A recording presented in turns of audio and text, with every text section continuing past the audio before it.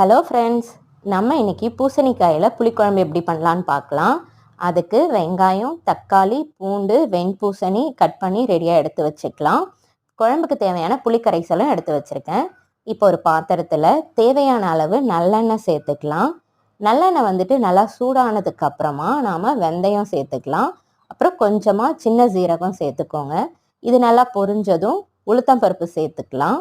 உளுத்தம்பருப்பு சேர்த்து நம்ம புளிக்குழம்பு வைக்கும்போது நல்ல ஒரு மணமாக இருக்கும். கண்டிப்பாக நீங்கள் ட்ரை பண்ணி பாருங்கள்.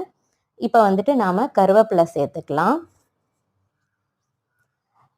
கட் பண்ணி வச்சுருக்கிற வெங்காயத்தையும் சேர்த்துட்டு நல்லா வதக்கி விட்டுக்கலாம். மீடியம் ஃப்ளேம்லேயே வச்சுட்டு வதக்கி விடுங்க. இப்போது பூண்டு சேர்த்துக்கலாம். பூண்டு வந்துட்டு நான் முழுசாக தான் சேர்த்துருக்கேன். உங்களுக்கு வேணும்னா நீங்கள் தட்டி கூட சேர்த்துக்கலாம். தக்காளியும் சேர்த்துட்டு நல்லா வதக்கி விட்டுக்கோங்க. இப்போ கட் பண்ணி வச்சுருக்கிற பூசணிக்காயையும் சேர்த்துட்டு இதை நல்லா பொறுமையாக மிக்ஸ் பண்ணி விட்டுக்கலாம். மீடியம் ஃப்ளேம்லேயே கொஞ்ச நேரம் இது வதங்கட்டும்.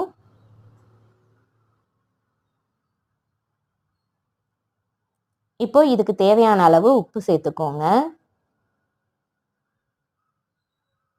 கொஞ்சமாக மஞ்சள் தூள், குழம்புக்கு தேவையான குழம்பு மிளகாய் தூள் தான் நான் சேர்த்துருக்கேன். உங்களுக்கு காரத்துக்கு ஏற்ற மாதிரி நீங்கள் கூட குறைய சேர்த்துக்கோங்க. இதை நல்லா மிக்ஸ் பண்ணி விட்டுட்டு நம்ம எடுத்து வச்சிருக்கிற புளி கரைசலும் இது கூட சேர்த்துட்டு நல்லா மிக்ஸ் பண்ணி விட்டுக்கலாம். இப்போது ஒரு துண்டு வெல்லம் சேர்த்துக்கிறேன். அவ்வளோதான். இதை நல்லா கிண்டி விட்டுருங்க. இது வந்துட்டு ஒரு 10 to 15 மினிட்ஸ் வந்துட்டு நல்லா கொதிக்கட்டும். அவ்வளோதாங்க, வெண்பூசணி புளிக்குழம்பு ரெடி. உங்களுக்கு வேணும்னா நீங்கள் லாஸ்ட்டாக வடகம் போட்டு ஒரு தாளிப்பு கூட கொடுத்துக்கலாம்.